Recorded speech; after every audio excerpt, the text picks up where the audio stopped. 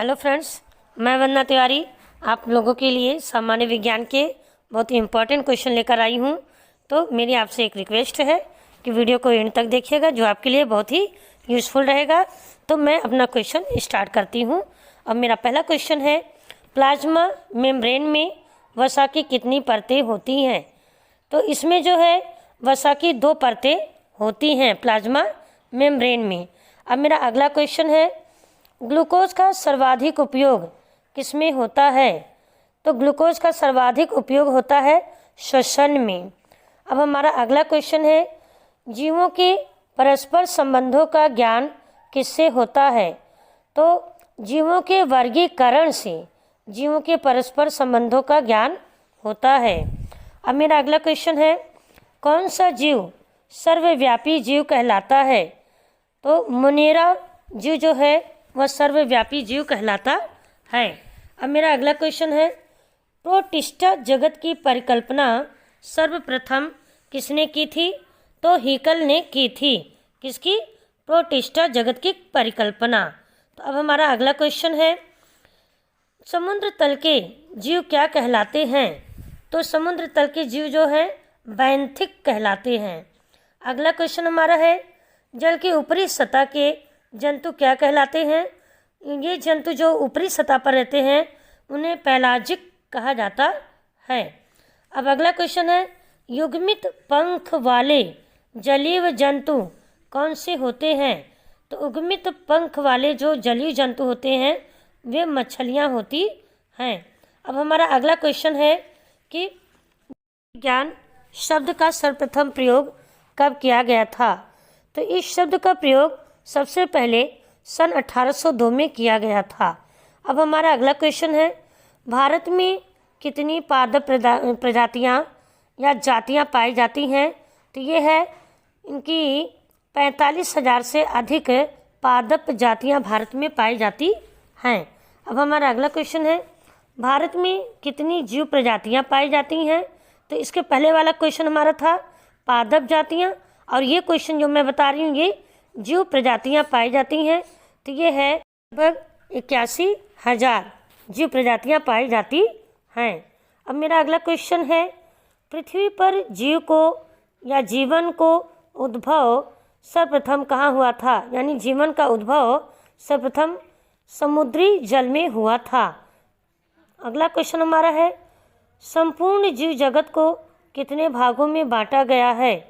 तो जितने भी हमारे संसार में पूरे जगत में जो जीव जगत हैं संपूर्ण, वे 5 भागों में बटे हुए हैं। अब हमारा अगला क्वेश्चन है, जीवों का प्रमुख ऊर्जा स्रोत क्या है? तो जीवों का प्रमुख ऊर्जा स्रोत सूर्य है। अगला क्वेश्चन हमारा है, जीव द्रव्य तथा केंद्रक किसमें पाए जाते हैं? तो जीव द्रव्य तथा केंद्रक जो हैं वो कोशिका में पाए जाते हैं। स्रावी तंत्र के अध्ययन को क्या कहा जाता है? जिसको कहते हैं एंडोक्राइनोलॉजी। इसको अंतःस्रावी तंत्र कहा जाता है। अब हमारा अगला क्वेश्चन है, मांसपेशियों के अध्ययन को क्या कहा जाता है?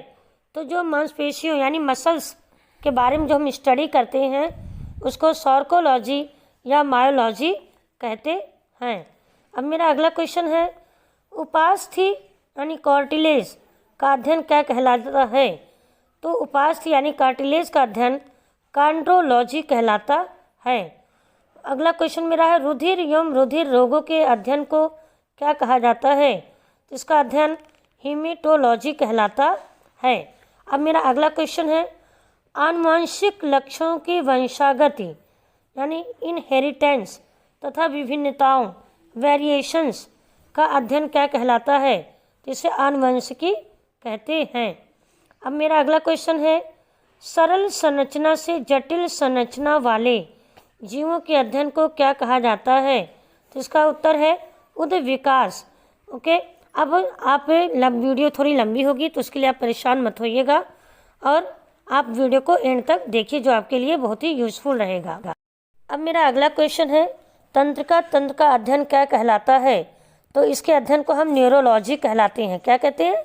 न्यूरोलॉजी।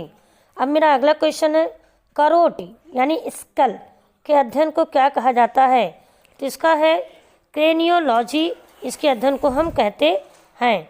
अब हमारा अगला क्वेश्चन है, केंद्रक का अध्ययन क्या कहलाता है? तो इसको हम क्यूरोलॉजी कहलाता। शरीर में रक्त का पीएच कितना होता है, यानी इसका मान कितना होता है? तो शरीर में इसका मान होता है 7.35। दूसरा हमारा क्वेश्चन है, शरीर में मूत्र का पीएच कितना होता है, यानी इसका मान कितना होता है? तो इसका है 6%। अब हमारा अगला क्वेश्चन है, शरीर में आमाशय रस का पीएच मान कितना होता है? तो इसका है 1.4। अगला क्वेश्चन मेरा है, शरीर में पित्त यानी बाइल का पीएच मान कितना होता है? तो इसका उत्तर है 7.5। अब हमारा अगला क्वेश्चन है, शरीर की सबसे बड़ी तंत्रिका कौन सी है? तो यह है सियाटिक। मैं अगले क्वेश्चन पे आती हूँ, शरीर की सबसे बड़ी कोशिका यानी सेल कौन सी है? तो यह है न्यूरॉन। अब हमारा अगला क्वेश्चन है, शरीर का सबसे बड़ा अंग कौन सा है? तो शरीर का हमारे जो है सबसे बड़ा अंग जो हमारी त्वचा है। अब मेरा अगला क्वेश्चन है, शरीर की सबसे पतली त्वचा को क्या कहा जाता है? तो इसको कहते हैं कंजक्टिवा, जो सबसे पतली त्वचा हमारे शरीर की होती है। अब मेरा अगला क्वेश्चन है, शरीर में आमाशय रक्त कितना होती है? तो यह है 1.5 से 2.5 लीटर तक। अब मेरा अगला क्वेश्चन है, आमाशय खाली होने में लगने वाला समय कितना होता है? तो यह है 2.5 घंटे। अब मेरा अगला क्वेश्चन है, गॉल ब्लैडर की क्षमता कितनी होती है? तो इसकी होती है 50 मिलीलीटर। अब हमारा अगला क्वेश्चन है, सबसे अधिक पुनरुद्भवन यानी रीजनरेशन की क्षमता शरीर के किस भाग में होती है? तो वह होती है यकृत में।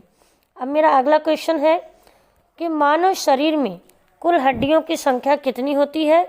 206 होती है। नाखून प्रतिदिन कितने इंच बढ़ते हैं? तो यह होता है 0.714। मैं फिर से अपना ये आंसर रिपीट कर देती हूँ, 0.714 इंच। शरीर में सबसे बड़ी मांसपेशी कौन सी होती है? तो यह है ग्लूटियस मैक्सिमस, ये शरीर की सबसे बड़ी मांसपेशी होती है। अब मेरा अगला क्वेश्चन है, शरीर की सबसे बड़ी धमनी कौन सी है? तो यह है एब्डोमिनल एओर्टा, ये इसकी जो है सबसे बड़ी धमनी है। अब मेरा अगला क्वेश्चन है, क्या एंजाइम की अनुपस्थिति में भोजन का पाचन संभव है? नहीं। अगर हमारे बॉडी में शरीर में एंजाइम की अनुपस्थिति होगी तो हमारा भोजन नहीं पचेगा। तो फ्रेंड्स, आज के इस वीडियो में बस इतना ही, और मैं आपसे ये गुजारिश करती हूँ, please like and subscribe my channel and don't forget to click the bell icon. तब तक के लिए जय हिंद, जय भारत।